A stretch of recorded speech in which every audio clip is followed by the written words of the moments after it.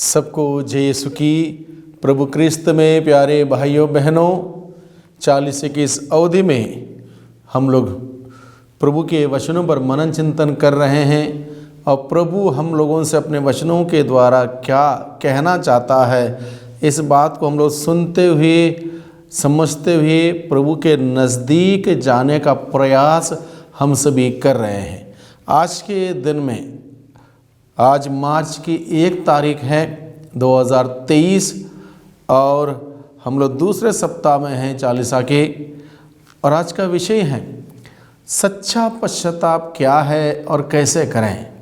तो कई बार हम लोग चालीसे के अवधि में हो या फिर आगमन के समय हो, हम लोग क्या करते हैं, पश्चाताप करते हैं, पाप स्वीकार करते हैं और हम सोचते हैं समझते हैं चलो हमने बहुत अच्छा काम किया, लेकिन हम लोग जहाँ हैं वहाँ से आगे नहीं बढ़ पाते हैं। उदाहरण के लिए मान लो हमें आलस्यपन है या फिर किसी की चुगली करने की आदत है या किसी से बहुत ज़्यादा गुस्सा करते हुए बात करने की आदत है और हमने पश्चाताप किया, पाप स्वीकार किया।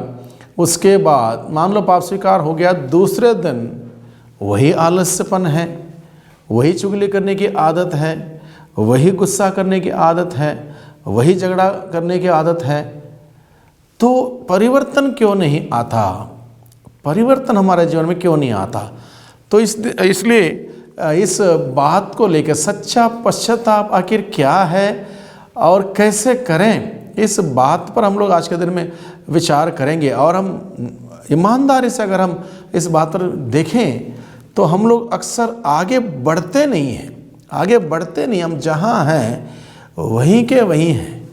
तो मैं एक छोटी सी कहानी आपके सम्मुख रखना चाहता हूँ और उस कहानी सुनने के बाद हम लोगों को लगेगा हाँ मुझे आगे बढ़ना है, मैं आगे नहीं बढ़ पा रहा हूँ। मान लो कहानी इस प्रकार से, अक्सर मैं कहानी नहीं बताता हूँ लेकिन ये कहानी मैं समझता हूँ हम लोगों को बहुत गहरा रहस्य समझाएगा। इसलिए एक बार ये 2 लोग, दिहाड़ी मजदूरी करने वाले 2 लोग दिन भर दिहाड़ी मजदूरी किया करते थे। शाम को उनको नदी पार करके दूसरी ओर जाना था, अपने दिन भर के कामकाज करने के बाद थोड़ा सा नशा करने के लिए। तो उनके एग्रीमेंट इस प्रकार से था, दिन भर के काम के बाद शाम को एक व्यक्ति नाव चलाएगा, उस पार जाएगा, वहाँ पर नशा करने के बाद दूसरा व्यक्ति जो जाते वक्त बैठ गया था वो नाव चलाएगा और जिसने जाते वक्त नाव चलाई थी वो बैठ जाएगा और इस प्रकार से वापस आएगा। जाने के वक्त एक नाव चलाएगा, वापस आते वक्त दूसरा नाव चलाएगा। इस प्रकार से उनका एग्रीमेंट था, रोज एक काम हुआ करता था। तो एक दिन ऐसा हुआ, एक का बर्थडे था, तो उस दिन डबल डोज हो गया। वहाँ पर जब नशा करने गए उन्होंने डबल डोज कर दिया। तो डबल डोज कर दिया तो जिसने जाते वक्त चलाई थी नाव वो तो बैठ गया नाव में जैसे तैसे आके। जिसकी बारी थी नाव चलाने की वापस आते वक्त, उसने भी नाव चलाना शुरू किया।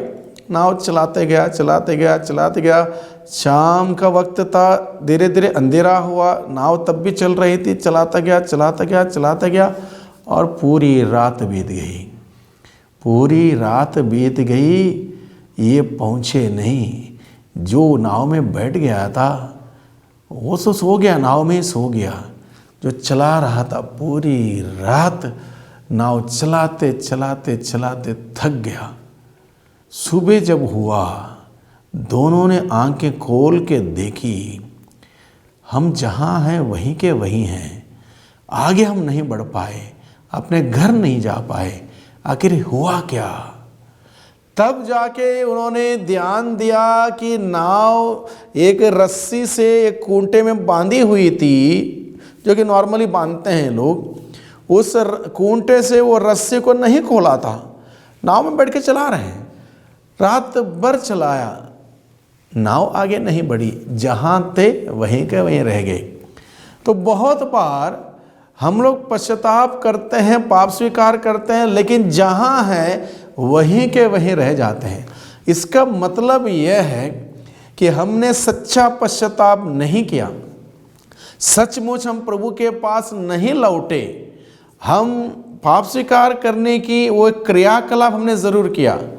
हमने सोचा कि एक नियम है साल में एक बार पाप स्वीकार करना, इसलिए गए, लेकिन हमारा दिल प्रभु की ओर नहीं मुड़ा, हमारा जीवन प्रभु की ओर नहीं आया, हम बुराई में थे, बुराई में रहे। इसलिए आज के दिन में मैंने सोचा कि हम इस विषय को लेकर मनन चिंतन करिए। मेरे लिए, आपके लिए, हम सभी लोगों के लिए बहुत ही महत्वपूर्ण है, क्योंकि हम सभी लोग इंसान हैं, सभी लोग कमी कमजोरों से भरे हुए लोग हैं। हम नहीं चाहते हुए वही कर बैठते हैं, नहीं चाहते हुए भी वही काम कर बैठते हैं जो हमें नहीं करना है। हम डिसाइड करते हैं कल से ऐसा नहीं करूँगा, लेकिन कल से वही काम कर बैठते हैं। तो सच्चा पश्चाताप क्या है, इस बात को हमें जानना होगा, समझना होगा और दृढ़ संकल्प करना होगा। बाइबल में हम लोग देखते हैं जक्कैयुस के बारे में, जिसके बारे में लूकस के सुसमाचार अध्याय 19 प्रसंग 1 से 11 के प्रसंग में लिखा है। अब उसका पश्चाताप देखिए। जक्कैयुस आज तक, जब तक प्रभु यीशु से नहीं मिला था, तब तक उसका एकमात्र लक्ष्य था कि मैं अमीर बनूं, पैसे कमाऊं, बहुत ज़मीन जायदाद बटोर लूं, ये सब उसका लक्ष्य था। जब एक बार उसको प्रभु यीशु का दर्शन हुआ, प्रभु यीशु से मुलाकात हुई, बातचीत हुई, प्रभु ने ऐलान किया, जक्कैयुस आज मुझे तुम्हारे यहाँ ठहरना है, तो जक्कैयुस आनंद से, खुशियों से भर गया और तुरंत उसने प्रभु को अपने यहाँ स्वागत किया। यानी कि स्वागत के शब्द या स्पीच नहीं दी, उसने तुरंत प्रभु के लिए अपने जीवन में जो उचित नहीं था सब कुछ बाहर कर दिया। यानी कि गलत तरीके से जो कुछ भी उसने कमाया था, उसने सीधा ऐलान कर दिया, मैं आधी संपत्ति गरीबों को दूंगा, जिनके साथ मैंने बेईमानी के 4 गुना लौटा दूंगा। और ये काम उसने किया, और जब यह काम उसने किया, पूर्ण रूप से अपने जीवन से, अपने घर से, अपने परिवार से उन चीज़ों को, वस्तुओं को उसने जो प्रभु की दृष्टि में उचित नहीं था बाहर कर दिया। यीशु उनके घर गए, उसके साथ रहे, और प्रभु ने कहा आज इस घर में मुक्ति का उदय हुआ है। यानी कि पूर्ण रूप से वो प्रभु की ओर मुड़ गया, वो प्रभु के रास्ते में आया, प्रभु के रास्ते में चला, और उसको दोबारा ज़रूरत नहीं पड़ी उस पैसे के पीछे जाना, उस ज़मीन जायदाद को बटोरने का उसको ज़रूरत नहीं पड़ी। वो प्रभु के पास लौट के आया और सब कुछ उसने छोड़ दिया। एक यू टर्न उसने प्रभु के पास आने में लिया। यह है सच्चा पश्चाताप, यह है सच्चा पश्चाताप। तो प्रभु हम सबों से यही चाहता है, 40 की अवधि है, हम सभी सच्चा पश्चाताप करें, सच्चा पश्चाताप करें। प्रभु हम सबों से यही चाहता है। इसलिए हम लोग आज के दिन में इस छोटे से उदाहरण को हम लोग देखें और इसको समझने की चेष्टा करें, जो कि योना के ग्रंथ अध्याय 3 प्रसंग 1 से 10 के प्रसंग में लिखा है। प्रभु की वाणी योना को दूसरी बार यह कहते हुए सुनाई पड़ी। तो पहली बार वो गया नहीं था, निनिवे शहर जाना था, वो तारसुस निकल गया। और दूसरी बार प्रभु की वाणी योना को यह कहते हुए सुनाई पड़ी, उठो महानगर निनिवे जाकर वहाँ के लोगों को उपदेश दो, जैसा कि मैंने तुम्हें बताया है। इस पर योना उठ खड़ा हुआ और प्रभु के आज्ञानुसार निनिवे चला गया। निनिवे एक बहुत बड़ा शहर था, उसे पार करने में 3 दिन लगते थे। योना ने उसमें प्रवेश किया और 1 दिन की यात्रा पूरी करने के बाद वह इस प्रकार उपदेश देने लगा, 40 दिन के बाद निनिवे का विनाश किया जाएगा। निनिवे के लोगों ने ईश्वर की बात पर विश्वास किया, उन्होंने उपवास की घोषणा की, बड़ों से लेकर छोटों तक सबने टाट ओढ़ लिया। निनिवे के राजा ने यह खबर सुनी, उसने अपने सिंहासन छोड़ दिया, अपने वस्त्र उतार कर टाट पहनकर और वह राख पर बैठ गया। इसके बाद उसने निनिवे में यह आदेश घोषित किया, यह राजा तथा उसके सामंतों का आदेश है, चाहे मनुष्य हो या पशु, गाय बैल हो या भेड़ बकरी, कोई भी ना तो खाएगा ना चरेगा और ना पानी पिएगा। सभी व्यक्ति टाट ओढ़कर पूरी शक्ति से ईश्वर की दुहाई देंगे। सभी अपना कुकर्म तथा अपने हाथों से होने वाले हिंसात्मक कार्य छोड़ दें। क्या जाने ईश्वर द्रवित हो जाए, उसका क्रोध शांत हो जाए और हमारा विनाश ना हो। ईश्वर ने देखा कि वे क्या कर रहे हैं और किस प्रकार उन्होंने कुमार्ग छोड़ दिया और वह द्रवित हो गया। उसने जिस विपत्ति की धमकी दी थी उसे उन पर नहीं आने दिया। ये निनिवे शहर की दशा, हर कोई पाप में थे, पाप पर पाप करते जाते थे। राजा से लेकर प्रजा हर प्रकार के पाप वो करते जाते थे। लेकिन जब ईश्वर ने योना को भेजा वहाँ पर ये पश्चाताप का संदेश सुनाने के लिए, निनिवे के लोगों ने अपना हृदय कठोर ना किया। उन्होंने बड़े ईमानदारी से पश्चाताप किया, बड़े ईमानदारी से अपनी गलती स्वीकार की। और राजा ने भी इस बात का घोषणा की सभी लोग पश्चाताप करें। ना केवल इंसान, गाय भेड़ बकरी पशु जानवर सब कुछ ना खाएगा ना पिएगा ना चरेगा। सबों ने बड़ा गहरा शोक व्यक्त करते हुए सच्चा पश्चाताप किया, पूरे दिल से सच्चे ईश्वर की ओर लौट के आने का प्रयास किया। और ईश्वर ने देखा कि निनिवे के लोग इस प्रकार से पश्चाताप कर रहे हैं। उन्होंने हालांकि निर्णय लिया था कि निनिवे के शहर के लोगों को नाश किया जाए। ईश्वर द्रवित हो उठा और उनके पश्चाताप देखकर ईश्वर ने उस शहर के लोगों को बचाया, उस शहर को बचाया। और इस उदाहरण के द्वारा प्रभु हम सबों से क्या कहना चाहता है? प्रभु यही कहना चाहता है, अगर हमारे पाप सिंदूर की तरह लाल क्यों ना हो, किरमिज की तरह मटमैले क्यों ना हो, या ऊन की तरह श्वेत सफ़ेद किए जाएंगे, क्योंकि ये प्रभु का कार्य है। प्रभु का कार्य है। प्रभु जो पश्चाताप करता है उससे मुंह नहीं मोड़ता है। जो पश्चाताप करता है उससे मुंह नहीं मोड़ता। जो सच्चे पश्चाताप के साथ प्रभु के पास लौट के आना चाहता है, प्रभु उसको लौटने देता है। हम लोग बाइबल में पढ़ते हैं उड़ाव पुत्र की कहानी, और इस कहानी में उड़ाव पुत्र भले ही घर छोड़ के चला गया, अपना हिस्सा लेके चला गया, दूर देश चला गया और वहाँ पर भोगलास में ऐश आराम से सारे पैसे उड़ा दिए, बर्बाद कर दिए। और उस वक्त अकाल पड़ गया और वह नौकर बन गया।